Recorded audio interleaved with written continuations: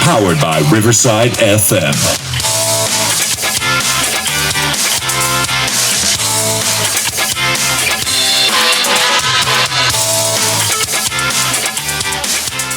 All right, so this week for our Browns Backers interview series, we have the opportunity to chat with Adam from the Browns Backers of Baltimore City. Adam, thanks for joining us. How are you today? I'm doing well. How are you?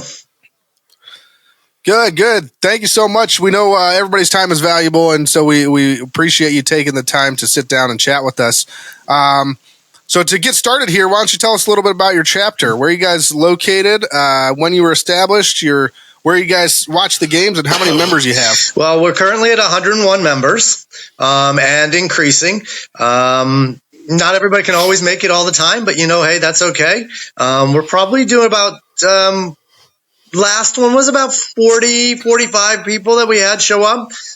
We meet at Abbey Burger in Fells Point on a weekly basis. We were established in 2014. Being in Baltimore City, we've done our fair share of bar hopping. It seems that sometimes we can't stay at one place very long. Don't know why that is, but hey, we managed to find a new place, and we've been at Abbey Burger in Fells Point for a couple years now. We also have another bar that we tend to use for our pre-games when the Browns play here in Baltimore. And that's Nobles that we use for pre-games when we have the pre-game before the games and the night before.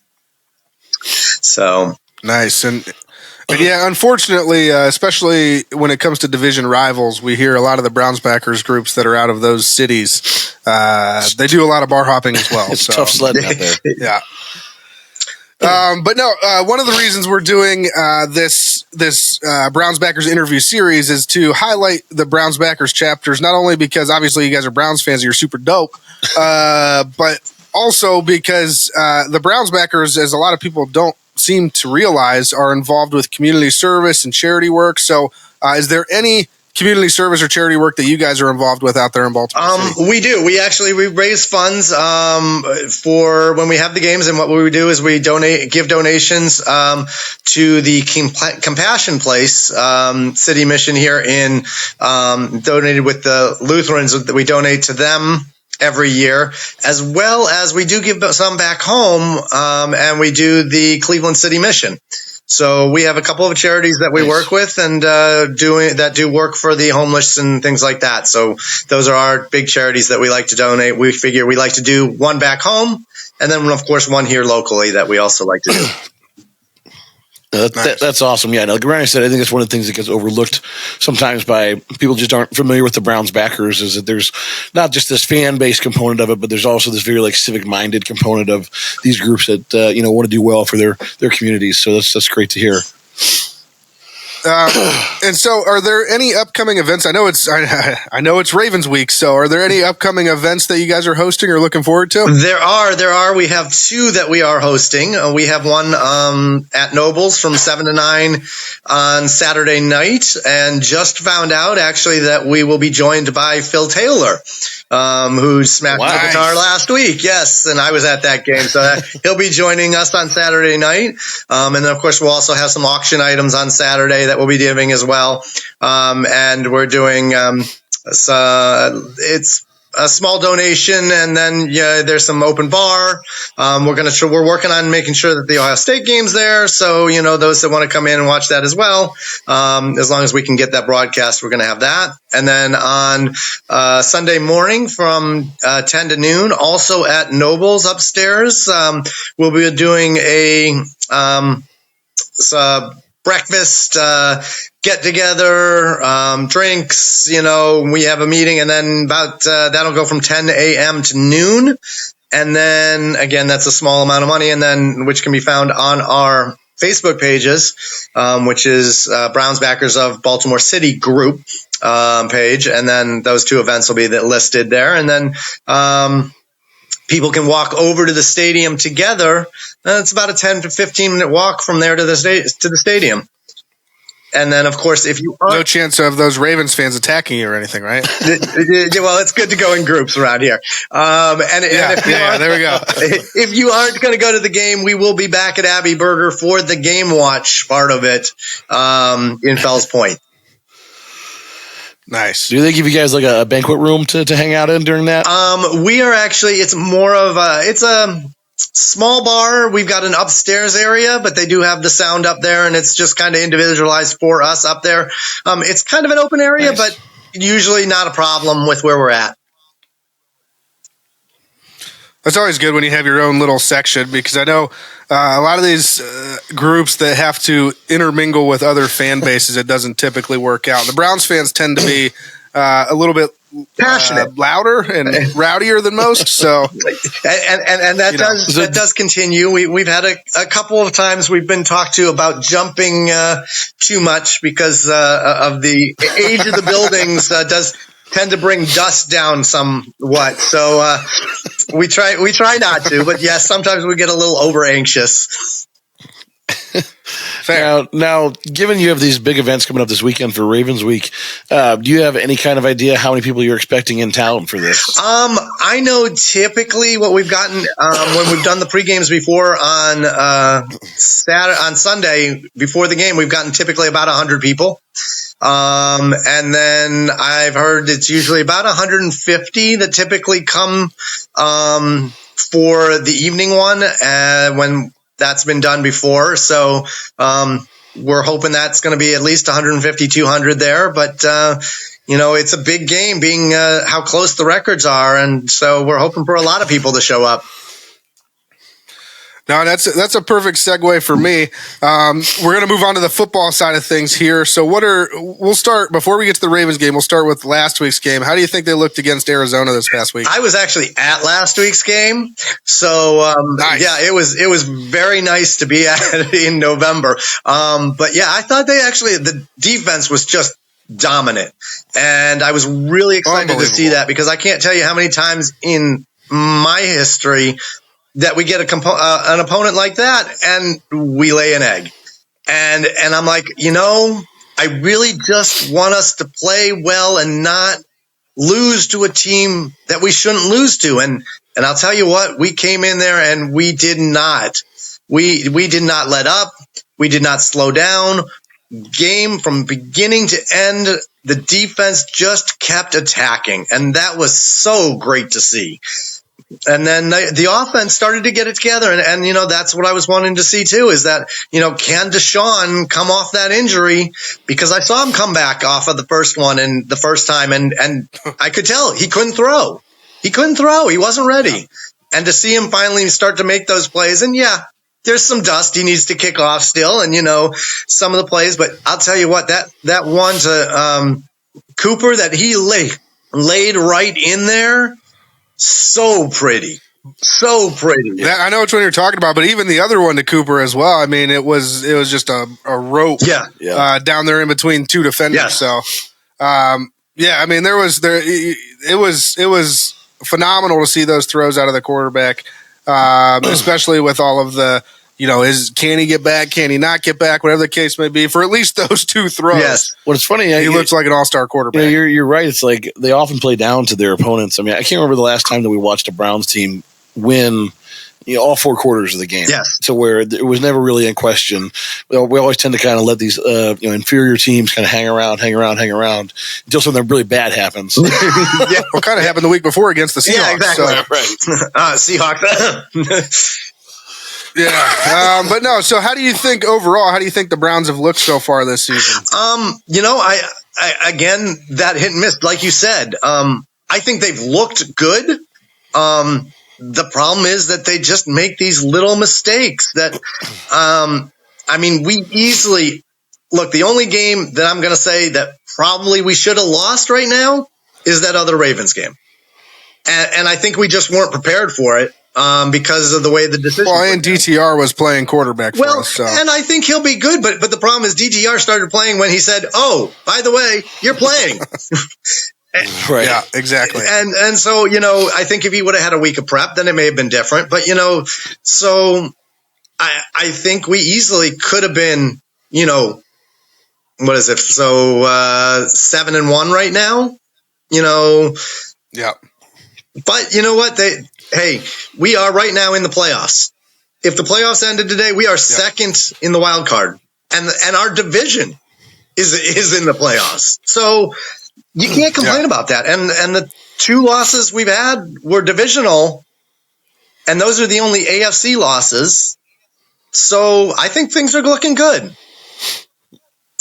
Yeah.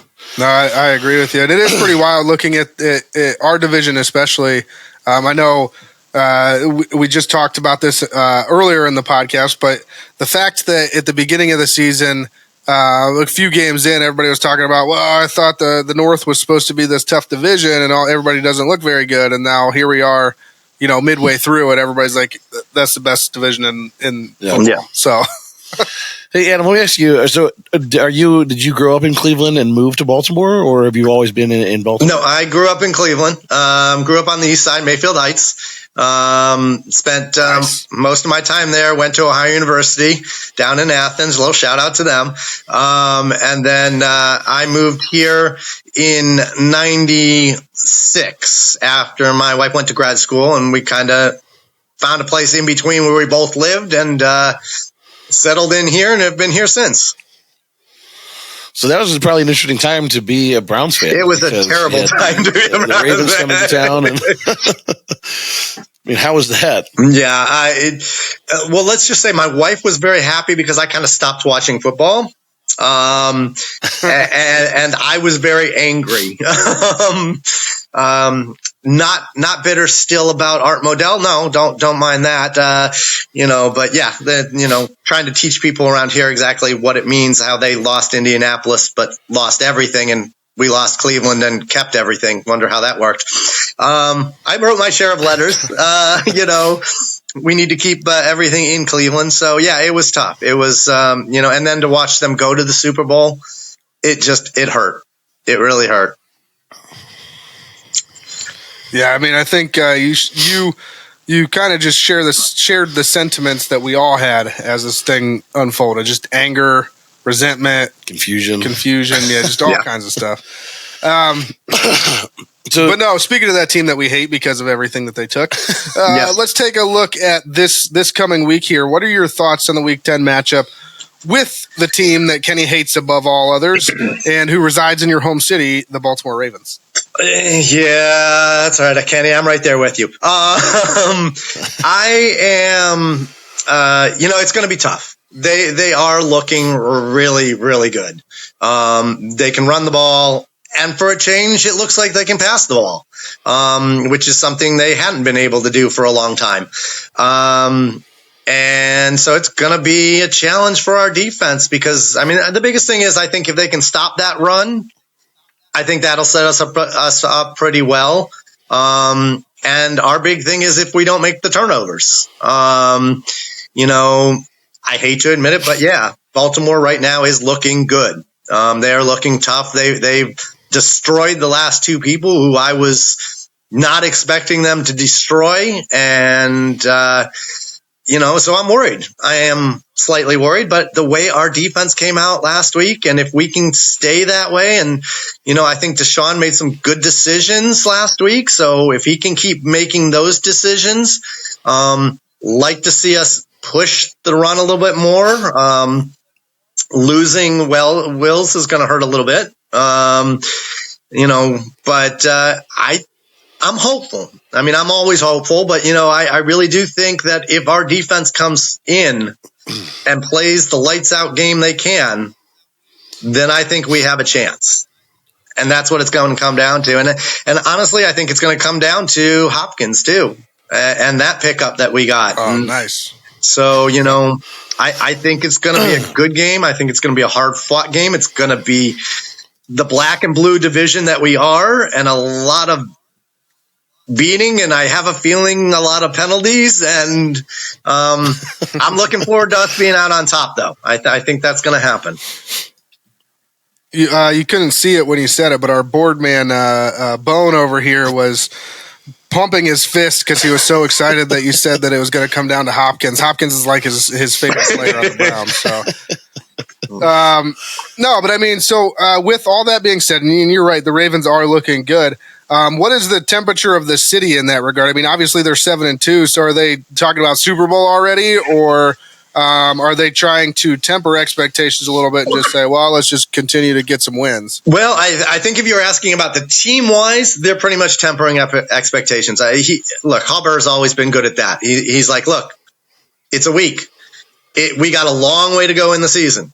If you're talking about the fan base, I think they're starting to get really excited. I mean, they're really, they're always, when they're winning, they're always behind the team and they're always excited about the team. But I think they're starting to get that feeling now after the last 2 weeks that, hey, we've got a team that's going to be reckoned with and we can go really far. So I think they're kind of keeping that in tow, though, a little bit because of what's happened in the past in the playoffs for them. So they have that excitement, yes, but they know this is regular season. So it's a perfect time for the Browns to come in and bring them back down to reality. I think they totally need to, yes. Yeah. So obviously it's a big rivalry for us. Does it feel the same on your end, or do they still look at teams like Pittsburgh and Cincinnati more as their top rivals out there? They don't like us, but I think they still unfortunately see Cincinnati and Pittsburgh as their rivals. Just because as of right now, we really haven't shown that we are ones to do that on a regular basis, whereas they have. And so, I mean, I guess with that, what are they saying, if anything, about the Cleveland Browns there in Baltimore? You know what? Not a lot. I mean, they're really kind of are like, oh, well, it's the Browns. The Browns are the Browns. It's no problem. It's just the Browns. It's okay. It's not like we're going to come in and they're expecting us to do big things. And that's why I'm really hoping that we come in and do something big. And make them stand up and make them take notice of us. And that's what it's going to come down to this time is, you know what? Hey, let them see that we're for real. Absolutely. For sure. Hey, let me ask you this. This could be off the wall a little bit, but with Harbaugh there, have you guys had any kind of like collateral damage from the Michigan cheating Harbaugh stuff just in Baltimore? Did they talk about that locally? Honestly, no, I haven't heard anything about that. It's a different brother. I mean, it's Harbaugh, but it really hasn't come in to play around here. So fair. I was just curious. Yeah, I figured you guys might you'd hear that before we would probably. Oh yes. So. And so, Adam, before we get going, we did want to mention that we are brought to you by who, Kenny? Which one? I'll finish that. We're brought to you by Seaside Events, as the official cruise event provider of the Cleveland Browns and organizer of the Browns Fan Cruise. And so we just wanted to say there is a competition for Browns backers organizations out there for the Browns Fan Cruise to get signed up for that. Do you know if anybody from your chapter has signed up for the Browns Fan Cruise? At this moment, unfortunately, no, not at this time. We've talked about it a little bit, and we're hoping maybe somebody will still be able to get on board, and we'll get some numbers in there. But we haven't heard. We like I said, I've heard some talk. And there's interest, but I don't have any numbers yet. Yeah, so there's still plenty of time to get in on that. And honestly, there's plenty of time to climb that leaderboard and take the lead. So just have them. If anybody's interested, go to brownsfancruise.com and click on the Browns Backers logo to see what the details are. Please do. It's going to be a great cruise. A lot of great players coming on board. Oh, yeah, we're excited. And as I had mentioned to you before, we're interviewing all of them. And then we're also emceeing several events on the Browns Fan Cruise, including the opening day and closing day pool parties and a live session on day 3. So it'll be a good time. But real quick, is there anything else that you want to say to Cleveland fans that maybe have moved away from Northeast Ohio, are missing their fellow Browns fan, and are potentially looking to join a Browns backers chapter? Look, the biggest thing is the chapters are all over. I think if you're sitting at home, and I've had plenty of people who even still halfway through the year, they're coming in going, man, I am so glad I found you. I was just sitting at home, or I was sitting at another bar. I'm telling you, there's nothing like having fellow fans at a bar that you can share with, that you know they understand your misery, they understand your pain, and they can celebrate the successes with you. And you're not doing it alone. You're not doing it with somebody who maybe doesn't care as much. And there are clubs all over. And I'll tell you what, if there is not a club local to you, it only takes a few members to start one, because you will find other Browns fans that need a place to go. Well said. Well said, yeah. And that's why I let you do it, because I couldn't have said that any better. But listen, Adam, the last thing I need from you before we sign off here is you didn't give it to me when you were talking about the game this week. What is your score prediction for the game against the Ravens? I am looking at a nail biter. I am looking at probably about a 27-24 end score, Cleveland on top. Hell yes. Like it. Way to go. Yeah, I like that. I think it'll be a little bit lower scoring, but I still like that. I like that. That's a good prediction. But listen, Adam, it's been awesome having you. Thank you so much for joining us. We really appreciate it. And go Browns. It's my pleasure. Thank you guys so much. Go Browns.